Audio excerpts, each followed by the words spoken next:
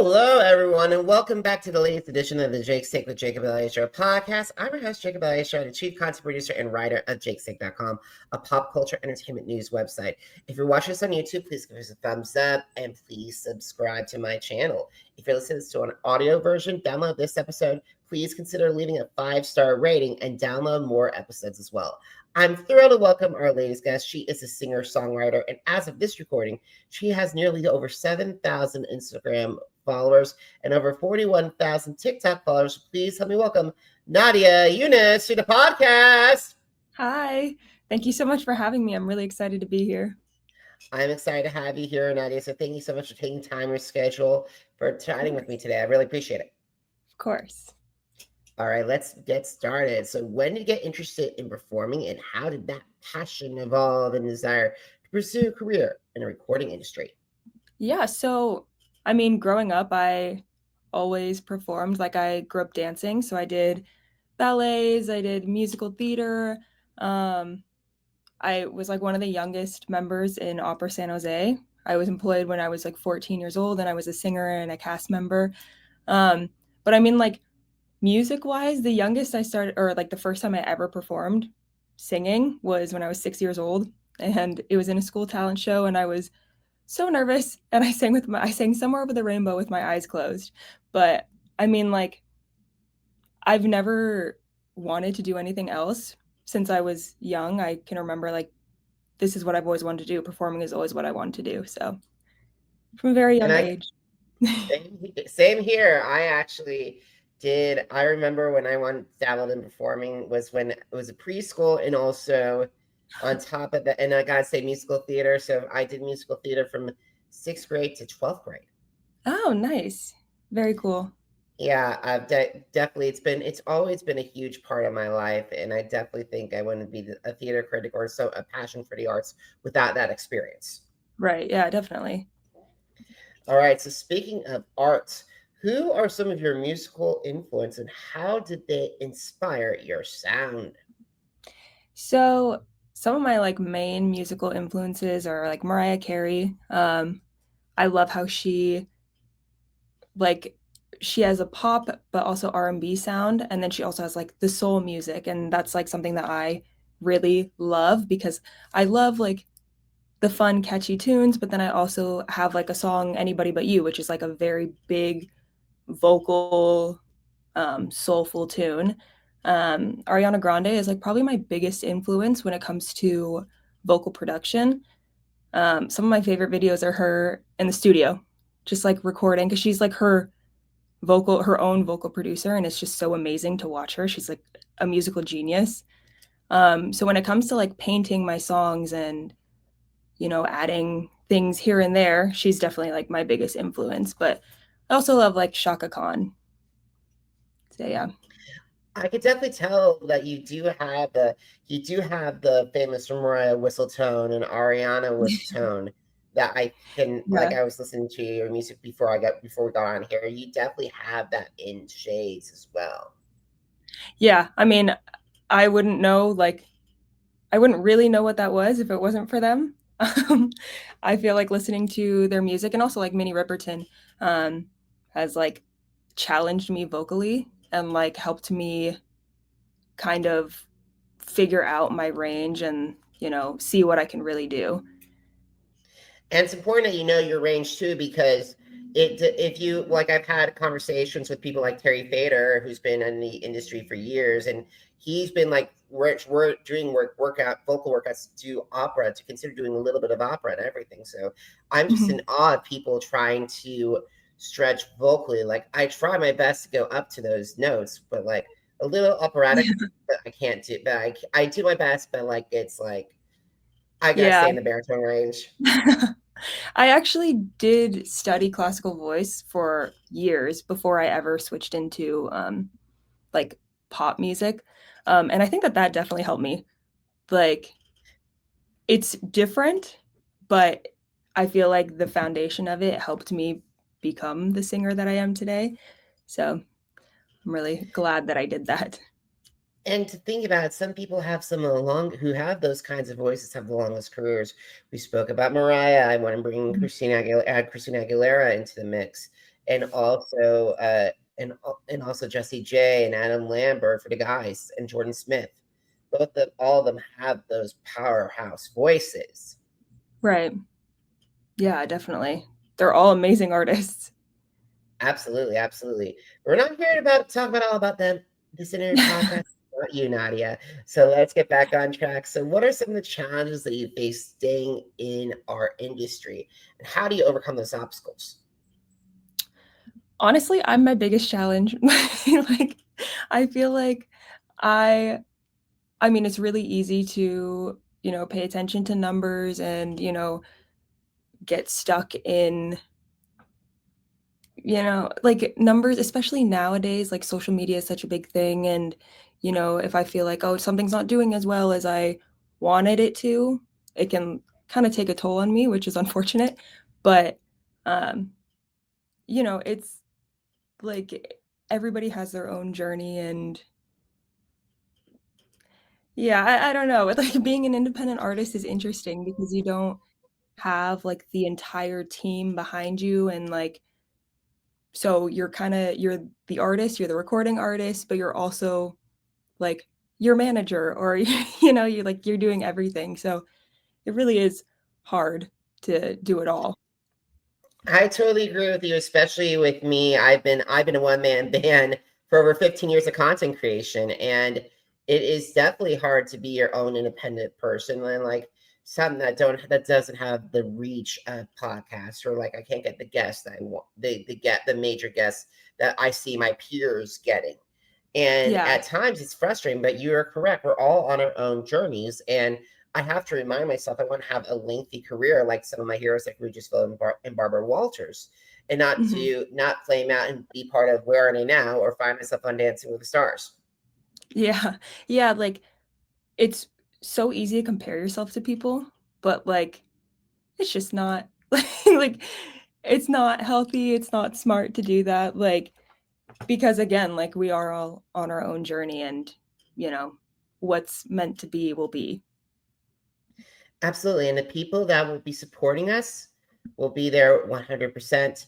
And as my folks always said to me and my brother, do not worry about the 5% that you are not able to please. Focus on the 95% who love you just the way you are. Exactly. That's a great saying. Thank you. I appreciate it. Shout out to my mom and dad. All righty. So I want to walk through some of your songs and some of your most streamed songs on Spotify. And we got to start with the song that put you on my radar, Tombstone. And so as this recording has over 11.9 thousand Spotify streams. And there are some elements that reminded me so much of like, this reminds me of Mary J. Blige's Just Fine. Okay. Yeah, Tombstone is fun. That's like it's interesting because that was one of the first songs that I wrote, that was kinda like out of my like comfort zone, I guess. I always saw myself as like a pop R&B artist, and like while it does have like a little bit of R&B in it, to me it's more of like a pop rock song. Um, but yeah, it's like a really fun song. Actually, it was the like guitar riff, the like bam bam bam, is inspired from Britney Spears's "Hit Me Baby One More Time." The like dun-dun-dun-dun.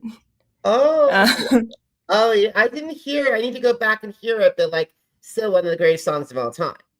Yeah, oh yeah, 100%. But yeah, I mean, like Tombstone it's a fun song. It's interesting that you say Mary J. Blige because like I could totally see that now, but like when I was writing it, I was like, oh, this is rock. Like this is a pop rock song. Oh yeah, absolutely. So let's talk about One Day. And as of this recording, has 12.4 thousand Spotify streams, not springs, streams. Yeah, One Day was fun. It started off as like a completely different tune to a completely different track that I wrote back in like 2021, I think, and I just like didn't love it. But it was literally completely different. It was about like a hookup and like someone hooking up with somebody else and like not knowing where they stand. And I was like, I don't love this. So but I was like, I really like the melody. So I sat in a session with my producer Tedious, who I wrote Tombstone and One Day with, and that shot actually. And I was like, I love the melody. It needs work everywhere else. And so we sat down and we literally did it over Zoom, and we just like came up with a completely different concept. And it's literally me being in love with somebody and like talking about marriage. Whereas before it was literally me talking about like, oh my God, I don't know where I stand with this dude. So it's fun. And It's like, so yeah. yeah, and I gotta say, I think marriage is definitely like a lot of people for our generation right now. That's the biggest question. They're like, huh? Really? Yeah. Because we Yeah. haven't thought about that far in advance yet. Yeah. Yeah, definitely. So, I mean, it's like interesting to see how one song could have like a completely different meaning when you write it and then just like completely change into something else. Yeah, and then also on top of that, I gotta say, I think because the pandemic, writing on Zoom has actually become better, much better for some people, especially Oh, like, yes, there's nothing that's going to replace in person when it comes to interviews or making music or like making art or something like that. yeah. But I think over Zoom makes it a whole lot easier, especially if you're Los Angeles and that person is in New York and your producer's in London. Right. Yeah, actually when so we rewrote it in 20 like I think August of 2024, and TDS actually happened to have COVID at the time, which is why Oh we had to wow. do it over Zoom. Yeah. Speaking of the pandemic. Oh yeah. We're here to talk about something positive, not the Yeah. pandemic. So another song that got my attention was Cruise and has over like 27.5 thousand Spotify streams. Yeah, Cruise was also written in like 2021, I believe. And that one I went into my session, and um who I was writing with, Chris, he was like, "Is there anything you want to write about?" And I was like, "Honestly, no." He was like, "Is there a guy that you're like talking to now?" And I was like, "Yeah." Yeah. So then I ended up writing Cruise, and it was like about my current boyfriend. Um and like how I really, really liked him, but I also didn't really know where he stood. And I was hoping that it would, flourish into something bigger. And we've been together for almost 4 years now, so clearly it did. Congratulations, congratulations. And also Thanks. it attests to your collaborators if they're able to pull something out of you, because sometimes you're a journalist or a musician, and sometimes you have or interviews after you have that huge brick wall, and sometimes it takes a long time to do that. So I gotta say kudos to your collaborators for letting you Thanks. Yeah. have to think about pulling that out of you. Yeah, no, they're really amazing. There's some times where I go into sessions and I am just like, I don't know what I want to do. I'm stuck. And they'll literally just like pry something out of me, kind of. Like it's just like questions that they ask, or like they'll like give me something to work with. And I'm like, oh, that sparked something. So yeah, I mean, everyone that I've worked with is so amazing. And I'm really, really grateful for everybody. And that's amazing too, because the thing is, like sometimes songs can come like quick. Like I still can't believe C can do a song in 5 minutes or a half hour. Yeah. Sometimes it takes time without if you're not going to go and use samples. Hmm. Yeah. No, no, no. There's sometimes where I literally will like be listening to a track for hours and I have nothing. I'm like, all right. Same with me It's after just like frustrating. yeah, I get it. Like especially if when I'm doing a music review and I'm like listening, there's a song by two popular groups, one country, one pop, and I love both of them very much. When I listened to that cover of the song they did, I was like, really? You guys are so much all of you are capable of so much better. Yes, it grew Yeah. over me over time, but when I do it and I write a review on it, sometimes I have to think on my feet. Oh, yeah. Yeah, definitely. Um, yeah. Yeah, I imagine how, like, hard it is to write a review. Um, so kudos to you for that.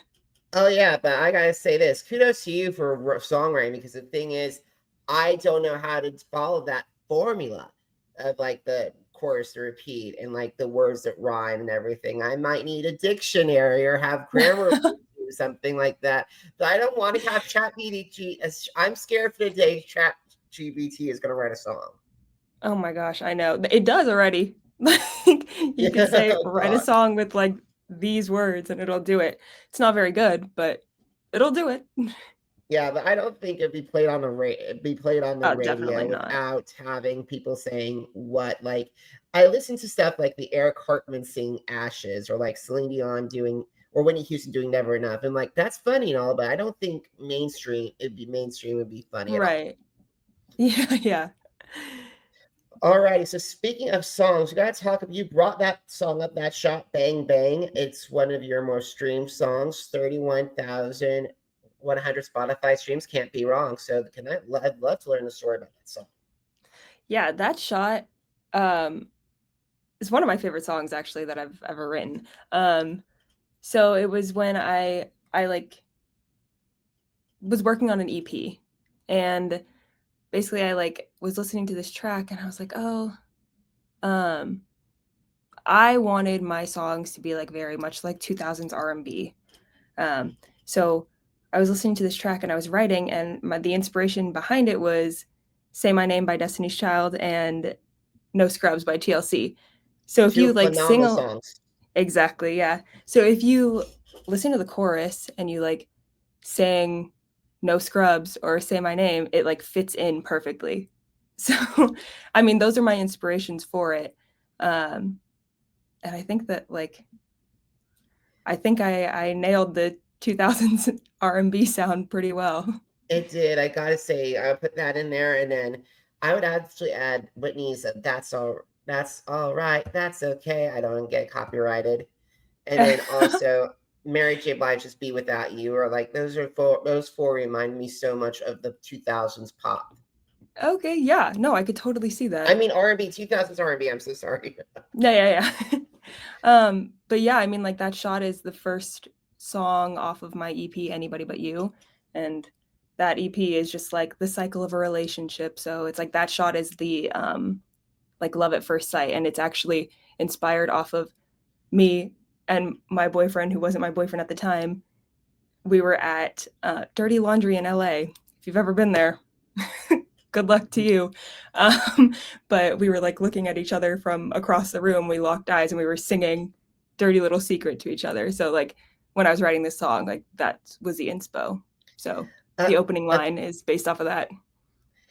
and when I hear Dirty Little Secret, I'm going to give you. Let me just see if I'm right. Da da da da da da da da. Yeah. All right, perfect. That was like I don't want to get in trouble with singing the verses, but I think that's great. So finally, we have Anything You Want. It's your most streamed song on Spotify with over 44,000 streams as of this recording. Yes, Anything You Want. Honestly, Anything You Want was just like a fun song to write. Like I collaborated with um I believe it was two other people. Um and Christopher Campbell and Christiana Loren, and we were just sitting in the studio and I was just singing the like the melody to this song. I was like da, da, da, da, da, da, da. And we were like, oh, that's really fun. We could come up with something like that. So we just started writing this fun song. And then it has a feature with Sean Don, who's awesome. He actually just released an album as well, I believe. And he has like, I believe like Snoop Dogg and Drake on his album. So really honored to be able to collaborate with somebody with like so many super talented people. Absolutely, absolutely. And as I was listening to this song, it could have been your version of Thank You Next. Oh, you think so? I think so. I think so. Okay, cool. Yeah, I mean, I could see that. Anything, The yeah. thing is, like there was a lot of stuff when I was listening to it. I immediately thought of like the theming was like from I thought of the theme of the song and like the lyrics. I was like thinking, I thought directly to Ariana Grande's "Thank You Next." Oh, nice. Yeah. I didn't think of that while I was writing it, but I could totally see that now. Yeah. Oh yeah, absolutely, absolutely. Like you know how sometimes you listen to music and it can go one like and you like the artist has one interpretation and then also the music critic or the listener has another interpretation of it. Yeah, absolutely. I mean, there's so many songs that I hear where I'm like, oh my God, that reminds me of this song. And then I'm like completely off or whatever. Like the artist is like, oh no, that's not it at all. But yeah, it makes sense. Yeah. Like, for example, if you talk, like, I would be so embarrassed if I go up to like someone like a Taylor Swift and I'm like, hey, is this song supposed to be or like Chaperone, or like say Chaperone, I think this would be a better example. Chaperone, and I said, is this song like a Gaga song? And then I don't want to get the evil eye from her. So Yeah. yeah. So speaking of recording artists, have you thought about the dream collaborators, just like the singers, the songwriters, the musicians, producers that you want to get inside the recording studio with, and how would they enhance your sound? Yeah. My like dream collaborator right now, I have two. It's Amelia Moore and Sailor. I love their sounds. I think that their sound is so unique. But like Amelia Moore also has like whistle tones, and like I love the way that she uses her vocals throughout, because like she'll like rap and then she'll be like whistling or like just singing, and I think that she's an incredible artist. And I think that like I could learn a lot from her. And um, Sailor is just like super, super unique. Like her sound is so fun, and like the things that she writes about it are so funny that like I think that we could just come up with like a super fun, creative song. I just think that like both of their personalities are really cool too. So two of my dream And collaborators. those would be great, unique collaborations for you as well. And I definitely would love to see you go inside the studio with like a Max Martin or a Mm. Phineas or something, Oh yeah. or like somebody like Jack Antonoff, or some. Yeah, those are the three Yeah. that come up at my mind. But like, if I think of anybody else, I'll let you know after the podcast. Yeah, Phineas is like another one. I think that he's such an incredible songwriter and producer. I actually have a song, it's not released yet, but it's called Counterfeit. And when I was listening to it, I was like, oh, this has to be like a Phineas production, basically. So, um, yeah, it was inspired off of Phineas. Hopefully, Phineas will be able to listen to that song and say, "Oh, by the way, Hopefully. Nadia, we'd like to come in to the recording studio. Billy and I have a song for you." Oh, hopefully, I wish. Fingers Oh, crossed. fingers crossed. So we got to talk about of all your social media followings, you have a lot of eyeballs on TikTok. So what were some of the strategies that you use to like find like master the TikTok algorithm? Oh, well, when I like first started doing TikTok, it was during the pandemic, and I was doing skits basically. Um, the first one that went viral was actually me reenacting a scene from Nacho Libre, and it went super viral.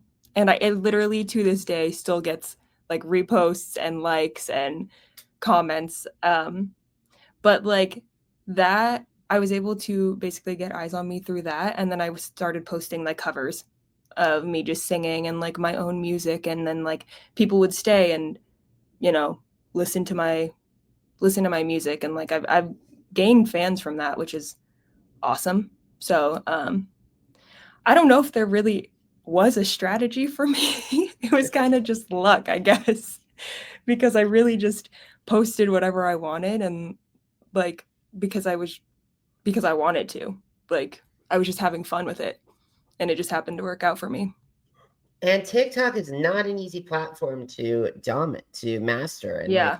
the fact that you found that it was combined luck, and then you said, okay, you got to know me as this one side of like a comedian, and now let me showcase my voice, and then have them stick around and listen to your music and become fans.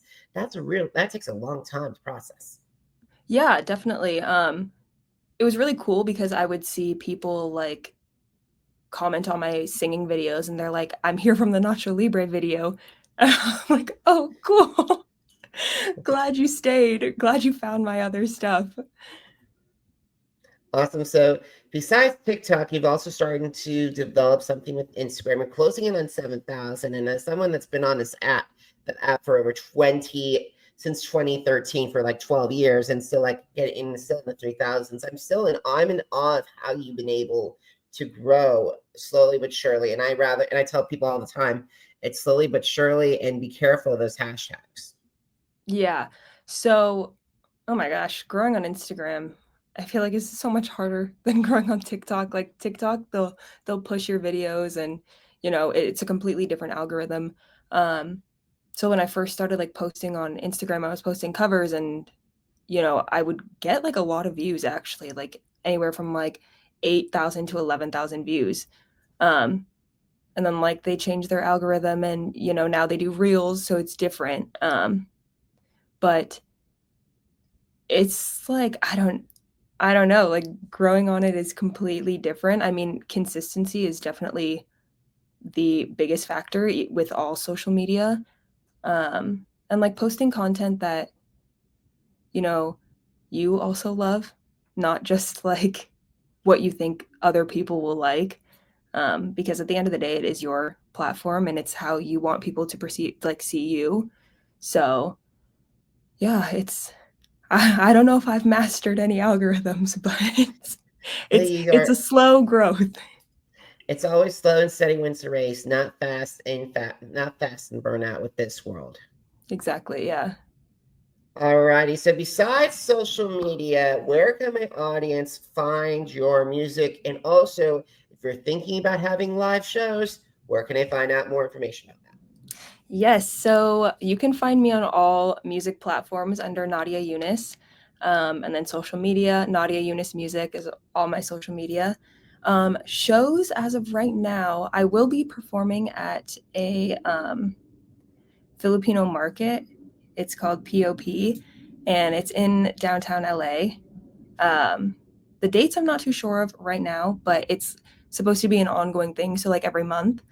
But yeah, I'm excited for that. I did just have a show in April, and it was at the Mint, and it was amazing. So yeah, I'm working on new shows, and hopefully I'll have those dates and times and locations set soon. So if you want to find out where I'm performing, follow me on social media. Awesome. And guys, have you missed an episode of the Jake's Take with Jacob Elyachar Podcast? Visit our channels on Amazon Music, Apple Podcasts, iHeartRadio, Spotify, and Spreaker. Jake's Take with Jacob Elyachar, JACOBELYACHAR. Now, are you on social media? Because I'm on social media too. Facebook, Instagram, Threads, Twitter, and YouTube. Jacob Elyachar, JACOBELYACHAR. And if you want to find more information about what my original thoughts are on Nadia's on Tombstone, and not to mention all my previous interviews, visit the blog that started all, jakes.jake.com. Once again, jakes.jake.com. And I am pleased to reveal that we are an American 2025 American Business Award winning podcast. Thank you so much to the American Business Awards and the Stevie Awards judges for considering my podcast. And guys, thank you so much for all of your support over the years and continuous support. It means the world to me. And I got to say, Nadia, thank you so much for taking time in your schedule to talk with me today. I really appreciate it. Of course. Thank you so much for having me on your podcast. You're so welcome, guys. Thank you so much for watching. Thank you so much for listening. Until next time, have a great one, everybody. Goodbye.